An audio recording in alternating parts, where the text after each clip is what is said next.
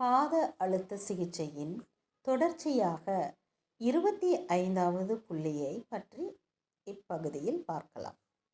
25வது புள்ளி முதுகு தண்டுவடத்தின் பிரதிபலிப்பு புள்ளியாக உள்ளது.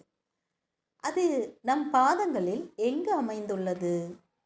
பாதங்களில் 2 நிறங்கள், அதாவது நம் பாதங்களில் மேற்பகுதி தோல் நிறம் சற்று நிறம் கம்மியாகவும், அதே அடிப்பகுதியினுடைய பாதம் வெண்மையாகவும் இருக்கும்.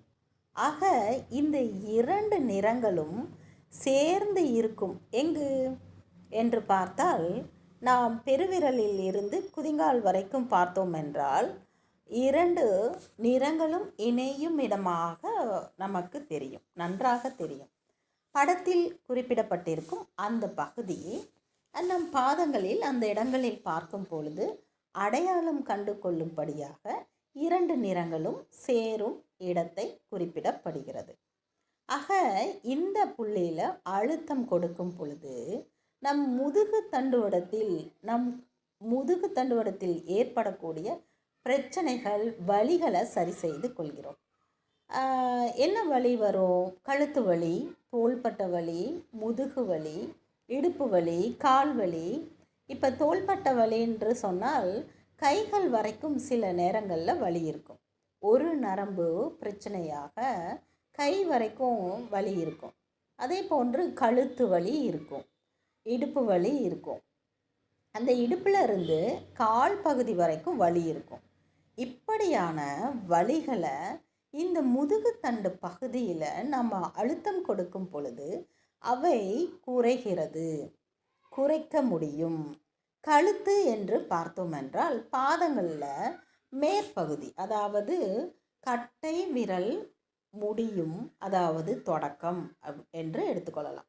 அந்த இடத்துக்கிட்ட இருந்து நம் குதிங்கால் வரைக்கும் நாம் அழுத்தம் கொடுக்கலாம். அப்போ கட்டை விரல்லேருந்து கீழே இறங்கும் பொழுது அது கழுத்து பகுதியாக வைத்துக்கொள்ளலாம், அதாவது மேல் முதுகு பகுதியான்று வைத்துக்கொள்வோம். அப்படியே கீழே வரும் பொழுது நடுப்பகுதி அது நடுமுதுகு பகுதியாக வைத்துக்கொள்ளலாம். அப்படியே கீழ் வரும் பொழுது கீழ் முதுகு பகுதி, கீழ் இடுப்பு பகுதி என்று வைத்துக்கொள்ளலாம். ஆக 3 பகுதிகளாக அல்லது 4 பகுதிகளாக அடையாளம் கண்டு நாம் மேலிருந்து அழுத்தம் கொடுக்கும் பொழுது நம் முதுகு தண்டுவடத்தினுடைய சக்தி ஓட்டம் தூண்டப்படுகிறது. அப்பொழுது அங்கே இருக்கக்கூடிய பிரச்சனைகள், வலி, வேதனைகள் குறைவதை நம்மளால் உணர முடியும்.